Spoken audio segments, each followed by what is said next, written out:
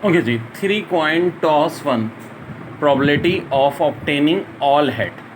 अगर 3 कॉइन हम टॉस कर रहे हैं तो probability of obtaining all heads क्या होगी? सारे के सारे हेड आने की। सो डेयर डेयर डेयर, बड़ी अहम बात कि पहले तो कॉइन कितने हैं? 3। सो 2 की पावर 3 के तहत हमारे टोटल 8 आउटकम बनेंगे, यानी जो भी रिजल्ट आएगा उसको डिवाइड करेंगे 8 से। अब एक बड़ी अच्छी ट्रिक बताता हूँ। देखो, जब भी सवाल ऑल हेड्स या ऑल टेल हो, ठीक है, जितने भी कॉइन हो, ऑल हेड या ऑल टेल, ऊपर 1 आना ही आना है। सो डेयर, इसका आंसर तो 1/8 हो जाएगा। अच्छा, ऑल टेल होता तब भी 1/8 होता, नो हेड या नो टेल होता जी तब भी 1/8 होता। अब 3 का आउटकम हम बनाएंगे कैसे?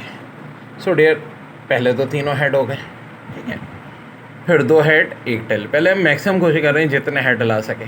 शुरू में हेड ले है, अब यहाँ सारे टेल ही लानी पड़ेगी हेड।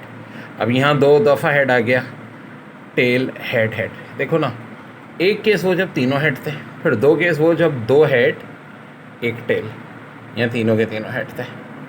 अब फिर 3 ऐसे केसेस होंगे जिनमें देखो ये हेड टेल टेल, फिर टेल हेड टेल, फिर टेल टेल हेड, यानी 1 हेड 2 टेल।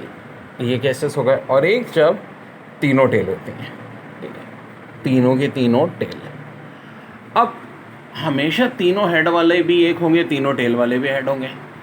तो नो टेल कहाँ है? वो यहीं है। ये भी ज़ाहिर एक होगा और नो हेड वाले भी एक होंगे। 3 कॉइन है तो टोटल आउटकम 8 हो जाएगा। 2 का क्यूब यानी 1/8 आंसर आ जाएगा।